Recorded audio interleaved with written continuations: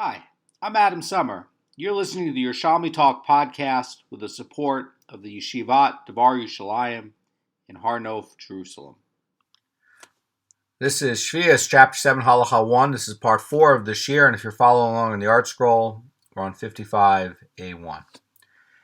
So, we were talking about the part of the Mishnah that's covering with what Rabbi Meir said, where regarding products of Sheviis that are themselves not subject to Beur, the money exchanged for them is subject to Beur and must be consumed before Rosh Hashanah of the 8th year. This is not, by the way, the Halacha.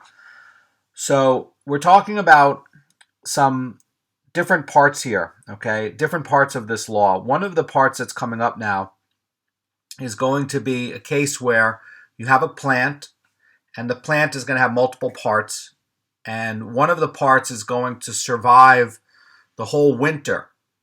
And then the other part, the leaves will fall off. So we're going to have a part where the shoots are not going to be subject to Beur, and the leaves will be subject to Beur. So the Gemara says, if one exchanged Sheviis leaves for shoots, the law is as follows. So basically, you're exchanging something that does not have Beur for something that does have Beur, okay? So the Gemara says, just as you say that the leaves are subject to Beur, so too the shoots exchanged for them have acquired the Sheviis sanctity from the leaves and are subject to Beur. So this law is like what we were talking about in the second part of this shiur. If you have somebody exchanging oil for non-Sheviis oil, then both of the oils will become forbidden for kindling lamps. And the idea is that because the oil was exchanged for Sheviis produce, it's going to pick up Sheviis sanctity. And the only way to fix that is to exchange both of them for hulin, in other words, non-Sheviis produce. But over here, you're now exchanging something that does not have Beur, because this is all growing in the 7th year, right? So with regards to sanctity, it's still going to have sanctity. Both the leaves and the shoots are still going to have sanctity. But we're now talking about the other part of Sheviis. We're talking about the Beur. And so the idea here is that once you exchange it, they're now both going to be subject to this to Beur. And so the idea here, says the Pnei Moshe, is that this law is going to apply whether the shoots exchanged for the Sheviis leaves are Sheviis shoots or non-Sheviis shoots. And either way, they acquire the Sheviis sanctity of the leaves. Now we're going to have another case that's based on this part of the Mishnah with Beur. And the Gemara says in this other case, it says, if one exchanged human food grown in Sheviis for animal food, the law is as follows. Just as you say that animal food may not be made into plaster as a medicinal use, so too the animal food exchanged for it, having acquired Sheviis sanctity from the human food, may not be made into plaster. So the Pnei Moshe says that although the animal food that is itself Sheviis produce can be made into a plaster for humans, as the Mishnah teaches, this animal food, which acquired the Sheviis sanctity of human food for which it was exchanged, must be treated with the stringencies of human food, and therefore it could be not made into plaster. So what this is trying to show is that if you're doing an exchange, even if the product that you currently have before you exchange it doesn't have these restrictions on it, once you make the exchange, whatever the other product you just got, whatever restrictions that has on it, the original product that didn't have the restrictions now has that restriction. So in this case, you could make plaster for it, but once you exchange it for animal food, it's going to acquire the Sheviis sanctity from the human food. You're not allowed to turn it into plaster. So the Gemara is going to wonder how you can exchange human food of Sheviis with animal food in the first place. And the Brisa says that it was taught in Brisa, one may sell both human foods and animal foods of Sheviis to buy human foods with the proceeds. So this is talking about a sale of a small amount of Sheviis food for a non-business use. It's not for business, and it's for the sake of purchasing other food needed for a short term, and that's not going to be having a prohibition against using Sheviis produce for commerce. So if your neighbor comes over to you and says, oh, I'm short on string beans, and I see that you have some string beans in your house, can I buy, a small basket of string beans from you? You can sell it to him, even though it's Sheviis. Why is that? Because you're not going to the shuk to sell string beans. It's not your business. You're not doing that day in, day out. This is just a one-off thing. So the Gemara is going to continue with this, and it's going to continue. It's going to say, so one may sell both human foods and animal foods of Sheviis to buy human foods with the proceeds, but one may not sell animal food to buy animal food with the proceeds, and certainly one may not sell human foods to buy animal foods with the proceeds. So they're wondering, how does this exchange for the human food for the animal food happen in the first place? How did you end up exchanging human food for animal food? And the Gemara is going to answer. It's going to say that this above ruling, is dealing with partially spoiled leaves that are trimmed from the greens, which are brought up to the roof and where they're going to dry on their own. So until they become completely unfit for human consumption, they're going to be fed to the animals. And these leaves can be exchanged for other animal foods. And since they were originally human foods, they can be exchanged, but they cannot be made into plaster, because, again, once you have a restriction on one thing, even though the second thing doesn't have that restriction, once you make the exchange in Sheviis, it's going to acquire all the restrictions. So in the case of animal food and human food, if you exchange it, you're going to be getting the restrictions that you had on human food for your animal food.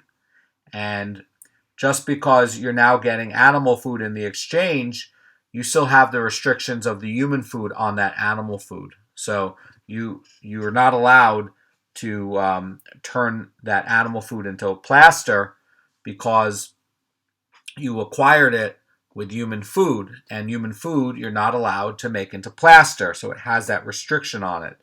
And so the exchange will make the restriction go on to both.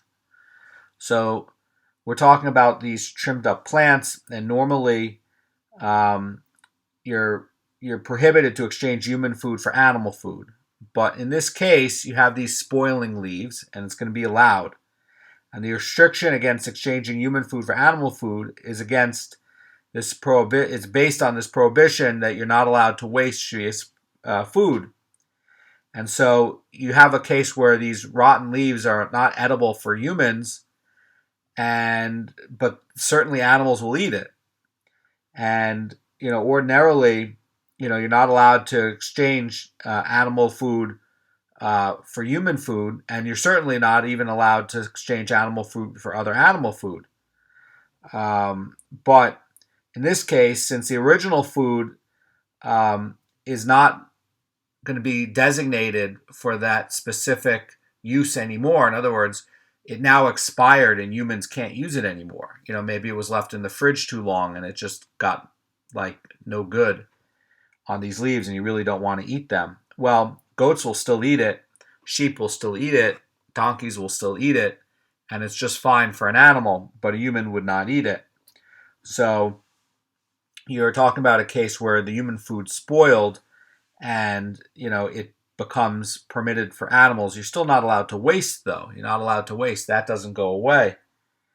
And so we're looking here where it says Rabbi Kanievsky in his Beur shiurim, where he's saying that since in this case the original food was not designated for a specific animal, but is actually a human food that spoils, it becomes permitted for animals, and there's no concern for deviant use when it is exchanged for another kind of animal food. And the Chazan Ish says about this in his commentary. He says that nevertheless it is prohibited to make plaster out of these leaves. And the restriction against making human foods into plasters does not stem from the prohibition of wasting, but is based on the scriptural teaching that human foods may be used only for the purposes that are equal to all. And as long as these leaves are fit for some purpose, the sanctity they acquired originally on account of human foods precludes them from being used in plasters. So you're not allowed to make it into a medicine or like a salve or a compound that you would put onto yourself. So now we're going to talk about the Beur deadline on lots and lots of different kinds of fruits.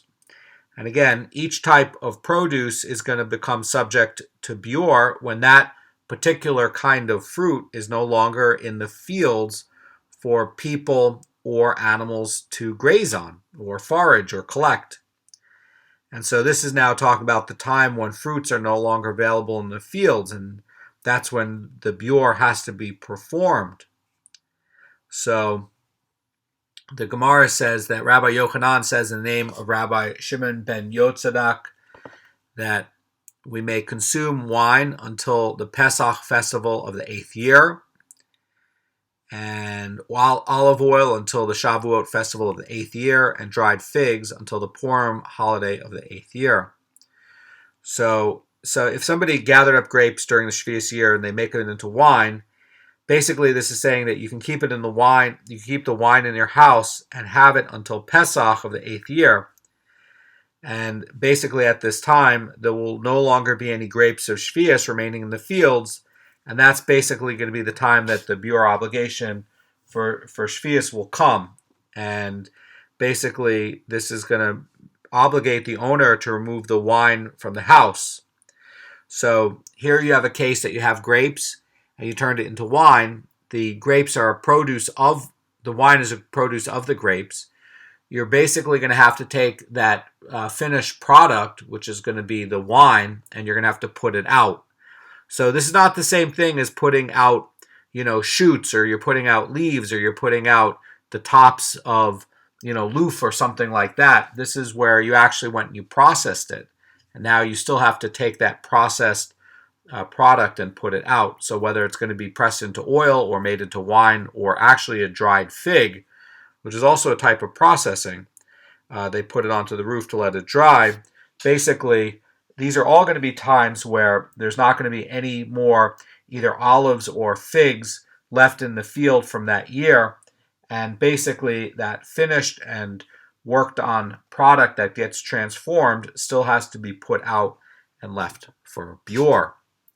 Now, the Gemara is going to add that Rabbi Bivi says in the name of Rabbi Chanina, and we may consume dates until the Hanukkah holiday of the 8th year.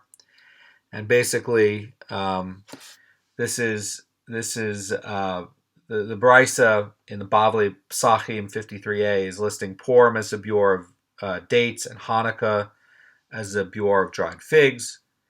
And so it has it switched. But anyway, the idea here is that these are going to be times where it's going to be presumed that the fruits are going to be available even for animals to graze, and up until that point of that holiday, it will leave the field. It will be, that will be consumed. So there won't be any more 7th year olives or figs or dates or grapes available in the field from the 7th year anymore. It'll hold over into the 8th year, and once that leaves for the animals to be able to graze or even people to still pick, it will no longer be it'll no longer be allowed to hold it. You have to put it out for Beur. So now we're going to talk about the next part of the Mishnah. This is actually pretty brilliant. This is talking about the rind of a pomegranate and its blossom, the husks of the walnut and the pits have Sheviis sanctity, and the money exchanged for them has Sheviis sanctity. So we're talking about, well, what about taking pomegranates and turning it into a dye? Can you do that? What about taking walnuts and turning it into a dye? Can you do that? Well, you're not allowed to waste. You're squeezing out the juice. You're not allowed to do that.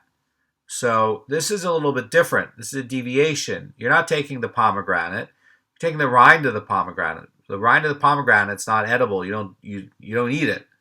You only care about the little seeds inside.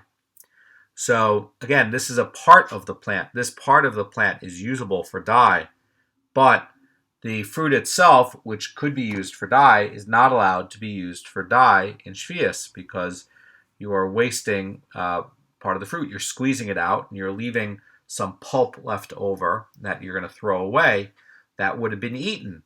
And so that's not allowed. But in the case of the rind of the pomegranate, there's nothing to eat in the first place. The same with the husk of the walnut. We're not talking about the shell.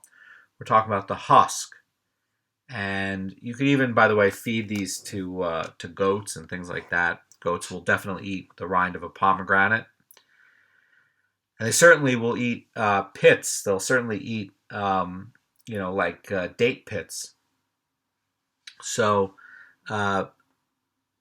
Rabbi Eli says in the name of Rabbi Shimon bar Avah in this Gemara. Again, this Gemara is going to be talking about, whereas, the last part of the Gemara is talking about the status of other species regarding Sheviis sanctity and Beur. Here, this is not going to be talking about Beur, and there's no comment about Beur where we're talking about the rind of pomegranates in this Mishnah.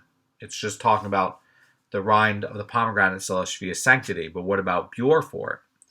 So there's a novelty here. Rabbi Eli relates in the name of Rabbi Shimon bar Avah. Rabbi Yochanan and his colleagues were sitting and having difficulty with this Mishnah, and they said, are these products subject to Beur or are they not subject to Beur? Well, that's a really deep and good question. Let's think about that for a second. So, we have the rind of the pomegranate, and certainly the pomegranate at some point is going to be subject to Beur, but what about the rind? Are you going to have to leave the rind out? And would you say that the rind is attached to the fruit and therefore part of the fruit and you'd have to leave it out as Beur? Or would you say that the rind really has like a separate use? You can use it for dyes, and it's like a separate part of the plant. That's really what this is trying to get at, and it's very novel. So the Gemara continues, and after posing this question where they're saying, are these products subject to Beur or not? Are they not subject to Beur? Rabbi Yanai passed before them and said, this is a man whom we can ask this question. So Rabbi Yanai, by the way, was Rabbi Yochanan's teacher. That's why he's saying it's a man we can ask. So the Gemara continues and says, when he reached them, they asked him whether the products mentioned in the Mishnah are subject to Beur.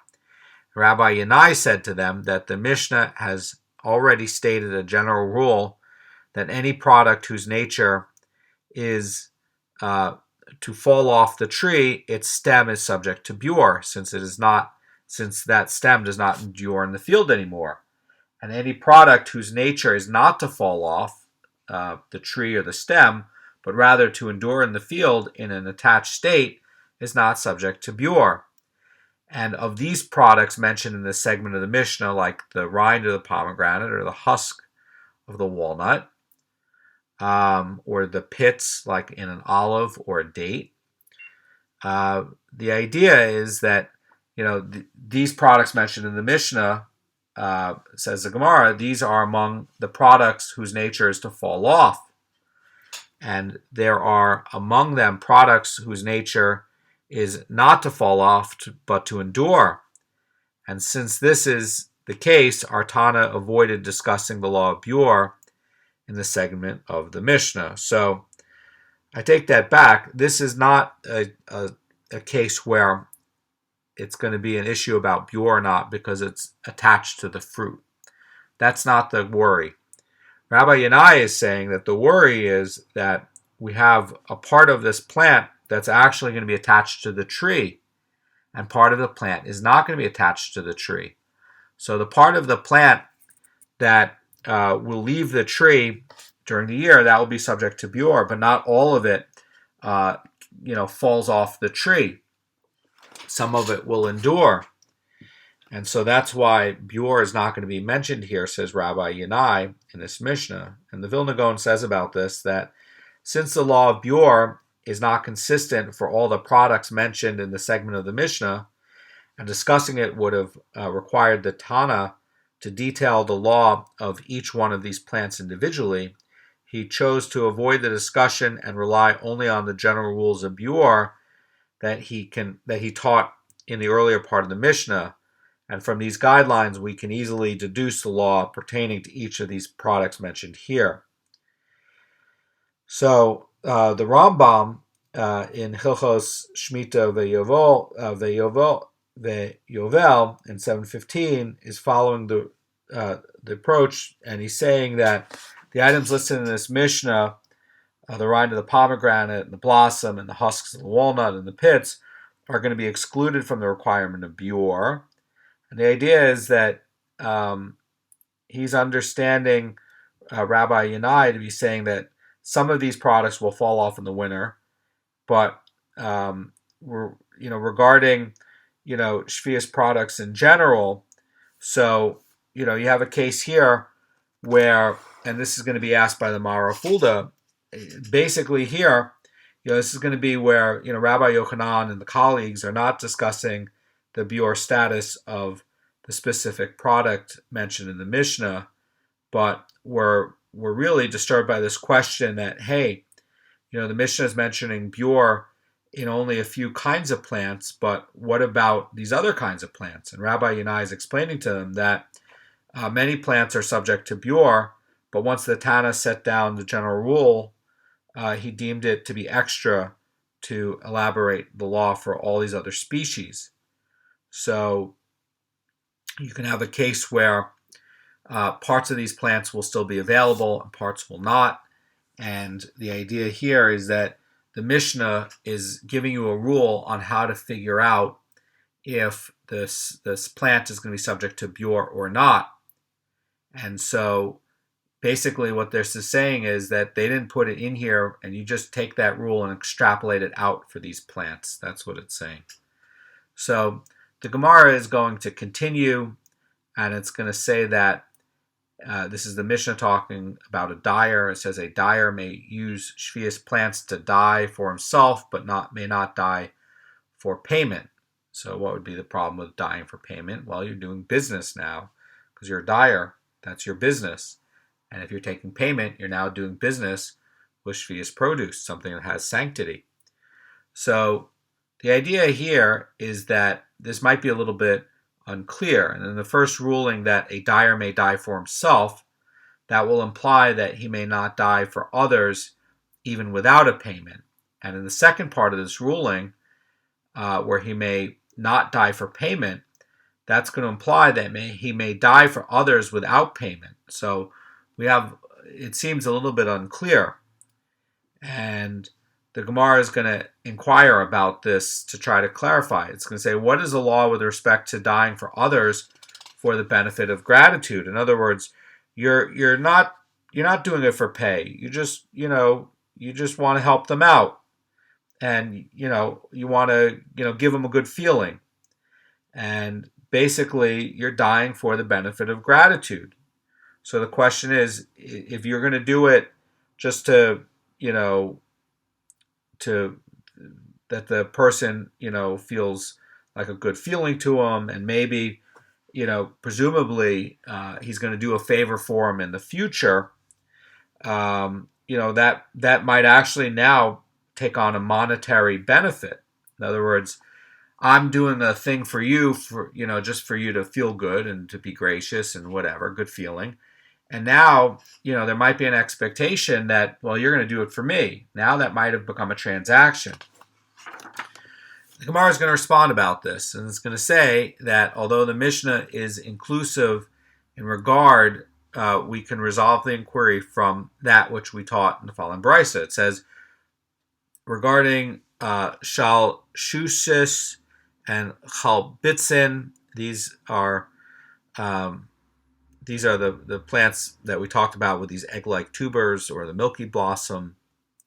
The Gemara says that the merchant, and this is the dyer, may make for themselves a dye for himself. By specifying for himself, though, the Bryce is implying that dyeing for others is not allowed, whether it's going to be for free or for payment. And the Gemara continues, and it says, this says in effect that it is forbidden to dye for others for the benefit of gratitude. So basically, this Gemara is saying the merchant. Okay, he's not even calling him the dyer anymore. It's just calling him the merchant. And so really, even if you're doing it just for a favor to help them out, that there's going to be a feeling of gratitude and this idea of reciprocity. And then what's going to happen is you're going to be getting something, or sort of like you might be expecting to get something in the future. And at that point, it now really becomes a thing of business. You've turned it into a transaction. So the Mishnah stated further that one may not do business with Sheviis produce, nor with novellos or trephos or abominable creatures and creeping creatures. So that's what the Mishnah is saying. And the Gemara is going to talk about a brisa that's going to provide the source for the prohibition against doing business with items that are prohibited from being consumed on a biblical level. So the Gemara says it is written in regard to non-kosher species, they are tamei for you. And for what purpose does the Torah state again that they shall be tamei for you? So this, by the way, is in Leviticus 11:35. And it says it also means that they are also prohibited for consumption. And what is the point of having this repetition about this prohibition about for consumption? There's a double repetition here, and so it says they are tamei for you,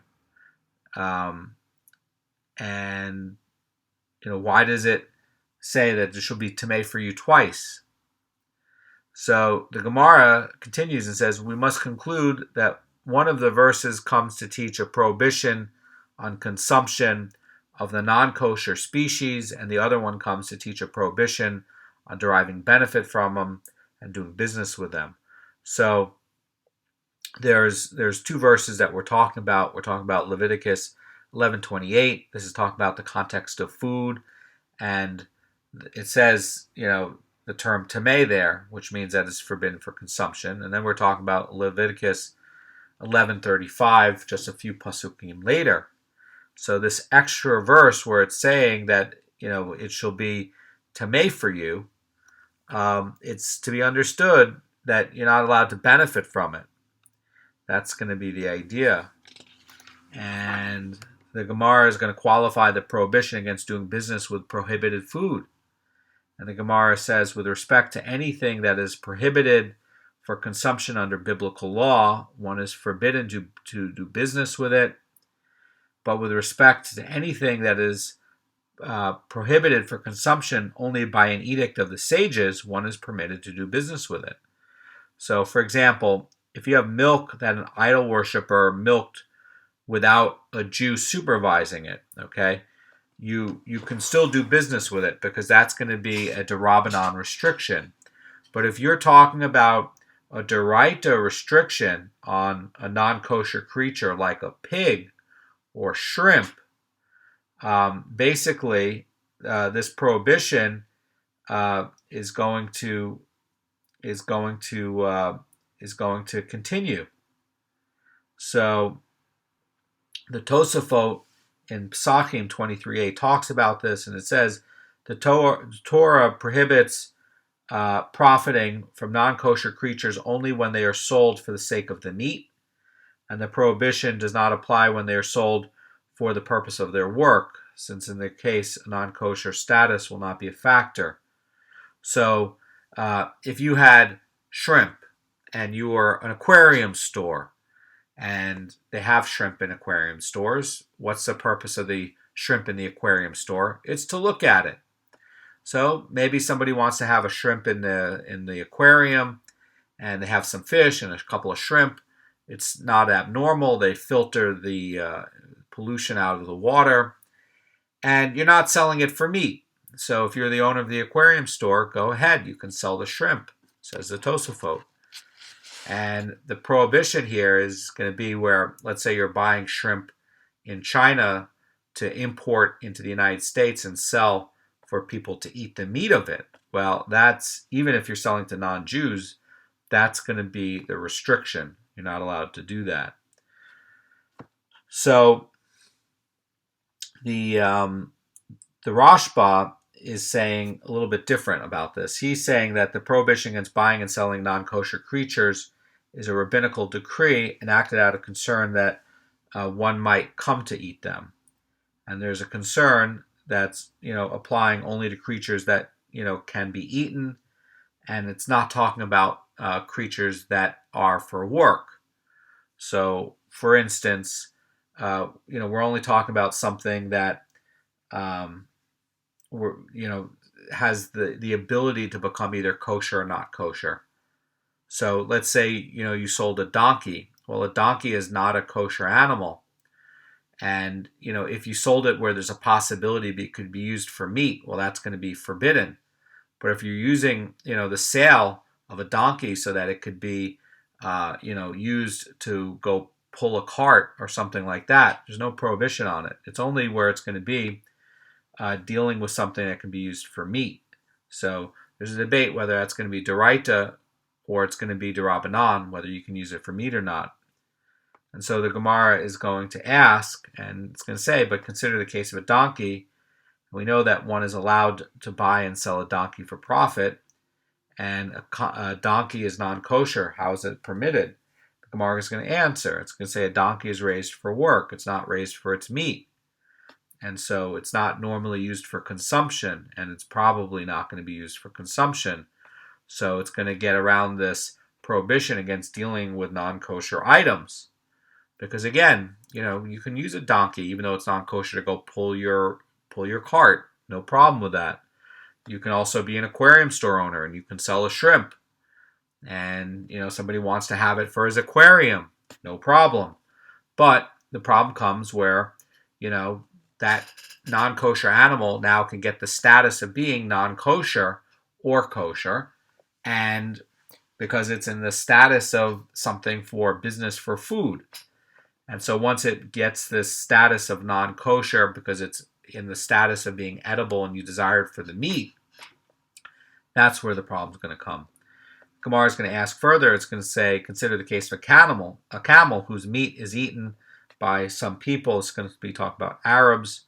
Arabs will sometimes sell the camels for work and pulling and things like that. And they'll also eat the camel meat as well. This, by the way, Yerushalmi is written somewhere around the year 200 or 250 in the Common Era, and it's documenting that the Ishmaelites would raise and sell camels for work, but also food. And even to this day, in Saudi Arabia, they'll still eat camels. So much for Muhammad. Anyway, so the question about a camel, which by the way is non-kosher, how is this going to be allowed to sell for commerce? How can you sell it? And the Gemara says a camel is also normally raised for work. It's not raised for meat.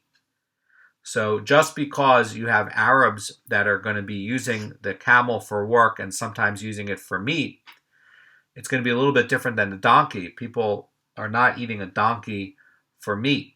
And unless there's a starvation situation or something like that, it's not like a delicacy, right? The case of the camel is a little bit different than the donkey because sometimes a camel will be used for work. Sometimes the camel by the Arabs will be used for meat. And so what they're saying is that because it is normally raised for work, that you're not going to have this prohibition about dealing with non-kosher items. By the way, this is also dealing with if you're going to be even selling shrimp to non-Jews. You're selling the meat of the shrimp to the non-Jews. It's going to be prohibited. So this Gemara is going to turn to the Bryce's later ruling that one is permitted to do business with foods that are prohibited for consumption rabbinically. So again, this could be something like with milk that's not with a Jewish person supervising it. So Rabbi Hoshaya did business with the Murias of idol worshippers, and Rabbi Huna did business with the Hiltis of idol worshippers. So what is this? So Murias is a dip where it's mixed with fish oil and the fatty parts of the fish guts. And the rabbis ultimately prohibited the Murias of idol worshippers for consumption because idol worshippers would mix wine into it. And so because the Murias is prohibited only by a rabbinical decree, you're still allowed to do business with it. And the Hiltis is a very sharp spice. The Aruch identifies it as asafoetida. Asafoetida was used as a very popular spice in ancient Rome. It's like it has a very funky smell to it. You can still find it. You need to have like a really specialized recipe to cook with it. They used to put it on like chickens, and so like when they would roast a chicken, they would sprinkle the asafoetida all over the chickens and then roast it. It gives it like more of a gamier, funkier flavor. That's the best way to describe it. The asafoetida smells really bad, but when you cook it for a long period of time, the taste is fantastic. It's delicious. So anyway, the problem here is the rabbis ultimately prohibited the grain of this asafoetida for consumption because the knife that the idol worshiper would use to cut it was, they were worried that they also were, it had the grease of non-kosher meat on it. So perhaps it was used to shecht a non-kosher animal, or to shecht an animal that, even like just an animal that was even a kosher animal, but non-Jews doing it, so it's like nevela, right? And so, but even worse than that would be, shechting the non-kosher animal itself and then using the same knife to cut the plant, to harvest the plant. So because this was going to be done d'Rabbanan, then you're still allowed to do business with it. Still allowed. So tomorrow we're going to continue. We're going to talk about the next part of the Mishnah. We're going to talk about the vegetables of the field and what happens when you have your son doing it in your place. This is going to get into deeper parts of aspects of business. What is business? So have a great day, and very important that we're working on this stuff because trying to get details out of the halachot is a part of guarding, is part of guarding the halachot. No better way to guard the halachot than learn by it. Have a great day.